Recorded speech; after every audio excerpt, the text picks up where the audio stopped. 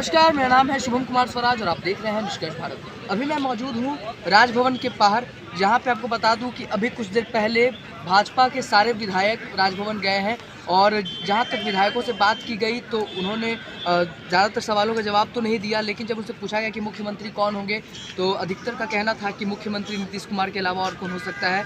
जब ये सवाल किया गया कि उप मुख्यमंत्री कौन होंगे तो इस पे उन्होंने कहा कि एनडीए दल की जब बैठक होगी तब ये सारे निर्णय लिए जाएंगे और ये निर्णय सीएम साहब के नेतृत्व में लिया जाएगा। सीएम साहब से बातचीत करने के बाद ये निर्णय लिया जाएगा कि आखिर उप मुख्यमंत्री कौन कौन होंगे। यहाँ तक कि आपको बता दें कि विधायक दल के नेता सम्राट चौधरी को बताया जा रहा है और विधायक दल के उप नेता विजय कुमार सिन्हा को बताया जा रहा है। बाकी विधायकों से बात करने पे हमें क्या पता चला, आप इस वीडियो को देखें। सरकार बनेगा तो खराब किसको लगेगा? नीतीश जी आप अच्छे हो गए, खराब खराब नहीं थे। अच्छा, डिप्टी सीएम कौन कौन बन रहा है? डिप्टी सीएम अभी तय हो जाएगा, विधानमंडल का नेता। हाँ हाँ सर फिर से सरकार बना रहे हैं। जय श्री राम। डिप्टी सीएम कौन होगा सर? देखिए, डिप्टी सीएम नेता उपनेता का चुनाव हो गया है। नेता हमारे सम्राट चौधरी जी, उपनेता हुए अशोक विजय सिन्हा जी, और जो प्रतीक्षा था बिहार के वासियों का एनडीए के लिए बद दिया था लोग, एनडीए की सरकार आ गई, इसलिए भारत माता की जय श्री राम, जय श्री तेजस्वी कह रहे हैं नीतीश बेवफा है। क्या नीतीश बेवफा है? बेवफा कैसे? देखिए, नीतीश कुमार जी की प्रासंगिकता पूरे देश में है, सामाजिक और राजनीतिक जीवन में है, इसलिए उनको पसंद करने वाले लोग विरोधी पार्टियों में भी हैं। और ऐसा नहीं है, समय समय पर राजनीतिक परिस्थितियों के हिसाब से नीतीश कुमार जी ने फैसले किए हैं और ये फैसला भी बेहद महत्वपूर्ण है। आप देखिएगा कि इसके दूरगामी परिणाम आपको देखने को मिलेंगे। आरजेडी ने कहा है कि अब इनका कोई अस्तित्व नहीं रह गया बिहार में, ये किसी काम के नहीं रह गए, तो इनको जो भी लेगा वो बर्बाद हो जाएगा। उनसे पूछिए ना कि एक दिन पहले तक क्या कह रहे थे, कुछ घंटे पहले तक क्या कह रहे थे और अब क्या कह रहे हैं। अरे नीतीश कुमार जी की नैया पर सवार होकर इनकी राजनीतिक पारी आगे बढ़ी है, वरना राष्ट्रीय जनता दल का अस्तित्व तो 2015 से पहले समाप्ति ही हो चुका था। पुनर्जीवित किया हमारे नेता नीतीश। जंगल राज की बिहार से समाप्ति के लिए, बिहार के विकास के लिए और भगवान राम के निर्देश पर बिहार में राम राज्य लाने के लिए सम्राट चौधरी का पगड़ी जो बंधा था खुलेगी।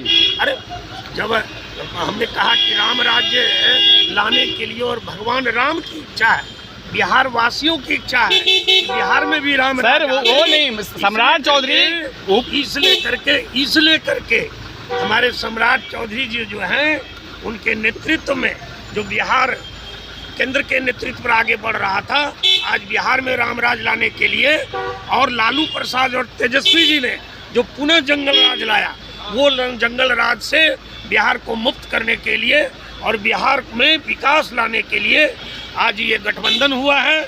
और भगवान राम की कृपा से और उनकी मर्जी से उन्हें बिहार में और देश में जो रामराज नरेंद्र मोदी ला रहे हैं, बिहार में भी रामराज आवे।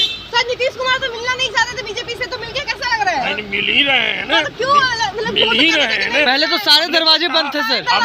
सर कौन घर का कौन सा बिल या कौन सा? हमने कहा ना, बिहार के विकास के लिए भारतीय जनता पार्टी काम करती है और जो जंगल राज है उससे बचाने के लिए काहे कि लालू जी के समय में जंगल राज आया था और फिर उनके पुत्र जो हैं परिवारवाद वंशवाद लेकर के जंगल राज ला करके बिहार में लॉ एंड ऑर्डर की स्थिति को खराब कर दिए थे। और इसलिए आज बिहार को विकास की ओर ले जाने के लिए जो है राम की कृपा से सारा चीज आज सरकार बन जाएगी। होते हुए नहीं दिख रहा है, लेकिन हाँ कुर्सी बचाने का जरूर दिख रहा है कि देखिए कुर्सी बचा रहे हैं। देखिए, भारतीय जनता पार्टी कुर्सी के लिए काम नहीं करती है, बिहार के विकास के लिए और देश के लिए काम करती है।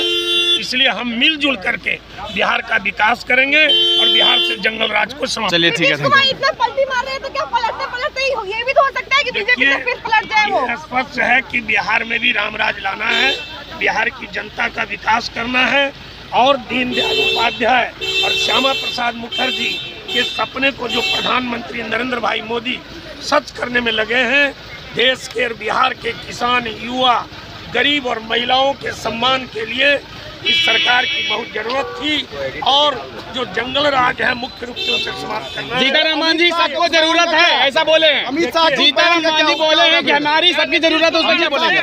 जुमला समझा जाए। हमारे साथ है एनडीए के जितने गठबंधन है वो हमारे साथ डटकर तैयार हैं और हम मिल करके बिहार का विकास करें।